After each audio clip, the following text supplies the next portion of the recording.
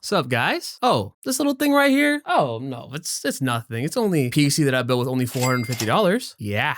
Welcome to the Tuner Tech channel. This is gonna be my first long form video on the channel, and we're gonna be talking about this bad boy right here. Yes, you heard me right. I built this PC for only $450. How, you may ask? Well, a lot of sweat, a lot of crying, and a lot of driving, but it was all worth it in the end. The best part about this is that you guys actually helped me build this PC. Well, not physically, but you know, you were there in spirit, and I could feel it, and I appreciate y'all. So today I'm gonna break down the parts of this build, how much each component costed, and obviously how well it performs while gaming. Let's get into this. Now, if you're new to the channel and you've never seen any of my shorts, you might be wondering why I even built this thing. Well, I flip PCs for profit, right? So when I picked up this RTX 2070, I made a video asking you guys, should I pair this 2070 with a Ryzen 5 5500 or a Ryzen 5 3600? And I can't lie, there was no contest. Almost every one of you guys picked the 5500. So why would I even ask that question in the first place? Yes, the 5500 only supports PCIe 3.0 and it has a smaller L3 cache compared to the 3600. But surprisingly, they perform very similar. And basically the biggest reason you guys picked the 5500 was because the bigger number always looks better, so it makes sense. Now, not long after that video, I hit 1,000 subscribers on my YouTube channel out of nowhere. And I didn't really know how to celebrate because I genuinely did not expect to hit that number so fast. So I made a thank you video and a poll on my community page asking you guys how I should celebrate. Should I make a long form video about the 2070 and the 5500 build, or do I live stream the build? And as you could tell, I ended up just doing both anyway. I thank y'all for joining and I thank you guys for making it fun, and I hope I was entertaining enough for y'all to stick around. Now we get into the juicy stuff, boys.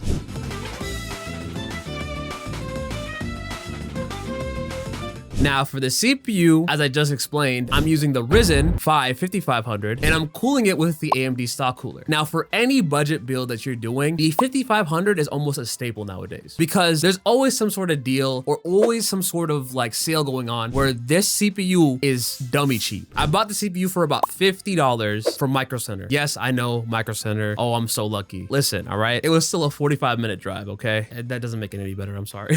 At the time though, on Amazon, it was $50. But I decided to just go pick it up from Micro Center because I had the time. Now I'm going to talk about the RAM. So before I say anything, chill out, chill out. You're good, Jimmy? Jimmy, are you okay? You're all good? Okay?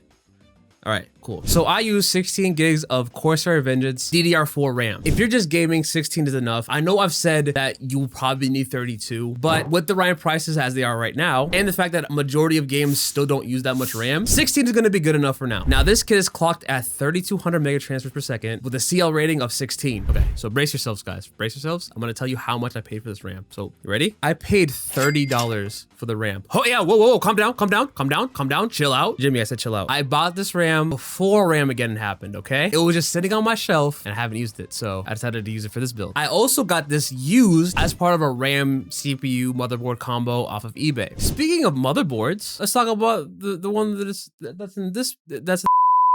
So the motherboard that's in here is an Asus Prime B550M-A with Wi-Fi. I got this for around $70 used. I got this motherboard with another CPU RAM motherboard combo on Facebook Marketplace. Very solid motherboard, micro ATX. It comes with two M.2 slots as well, so you can expand your storage if you don't think this SSD is enough. For the GPU, I've already said it, it's an RTX 2070. I got this for about $150 off of Facebook Marketplace. Now, when I tell you guys that this thing was I mean dirty when I picked this bad boy up, bro. There was cat hair and dust in every corner crevice of this thing, man. It was, oh my God, it was not pretty, bro. When I tell you it took me a little over an hour to get this thing fully clean, woo, my days. And yes, I did it in my garage, of course. I'm not gonna make the same mistake twice. Oh my God, this thing is dusty, but I got it cleaned up. It looks pretty, it looks nice, and even though this GPU is pretty old, it's a 20 series GPU, it still performs very well with 1080p gaming. For storage, I unfortunately could only use a 512 gigabyte WD-SN730, I believe it's called. Yeah, 512 gigabytes is not a lot, but again, have you seen those prices for SSDs?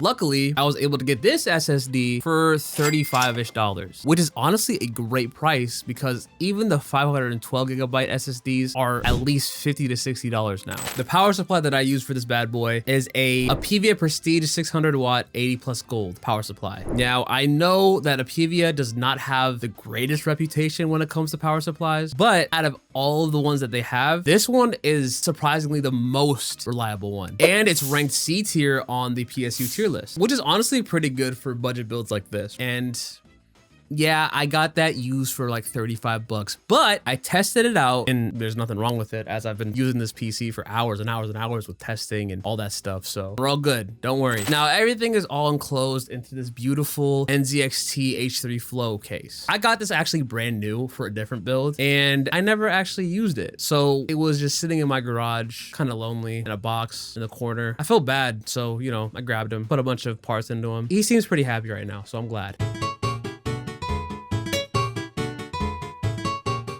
And basically everything else like cable extensions and the heatsink for the SSD, I spent like around $30 for all that. And yeah, even with the accessories, this still costed around $450.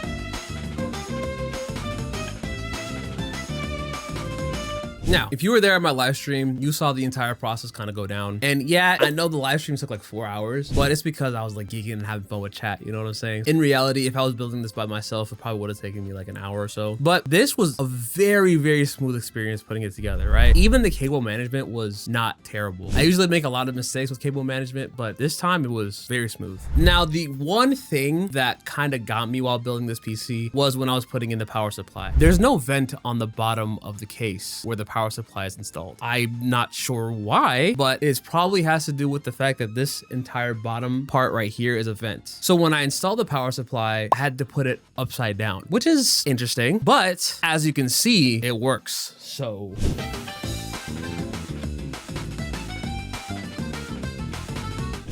when it comes to performance testing, I did all the testing at 1080p. The 2070 is a good card, but not powerful enough for anything above 1080p. Regardless, the system did extremely well with the games that I tested. In Arc Raiders, with no DLSS, epic settings, I was getting an average of 70 FPS, with the 1% lows hitting around 50, which is not terrible. For a new released game, Arc Raiders is very well optimized. Being able to run like this on a 2070 and a 5500 really shows you how well the devs did their job. Because when I turned on DLSS and set the ray tracing to high, I only really lost like 5 frames. Yeah, I had to turn on DLSS with the ray tracing, but regardless, this still looks very, very good. Moving on to a AAA title in Cyberpunk. Again, no upscaling, no ray tracing. I was getting an average of around 65 FPS, which isn't too bad. This game is a little bit more demanding, but getting above 60 FPS with no upscaling is still very solid, especially at ultra settings. When I turned on DLSS and set it to quality, my FPS jumped to about 76 frames. Now, when we turned on ray tracing and set it to like the medium preset, I was getting just under 60 FPS. Might not sound that great, but when you think about it in hindsight, these are ultra settings. So once you knock it down to, let's say, high or even medium settings, you're going to get a significant boost in frames. Now, getting into the more competitive side, in Fortnite with pro settings, I was getting 200 to 250 FPS on average. The pro settings are basically settings that I pulled from the internet to try and best match actual pros like Fortnite settings. And it worked because I was getting so many frames with like no big drops. So whether you're playing AAA or competitive, at 1080p, this system is going to get it done.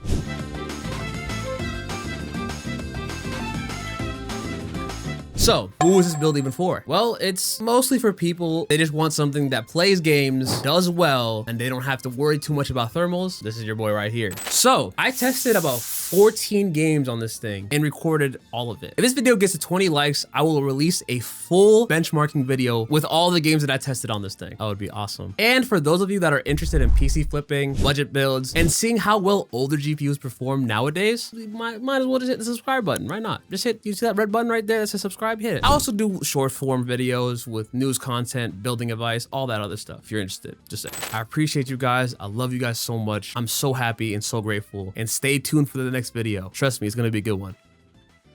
Peace out, y'all.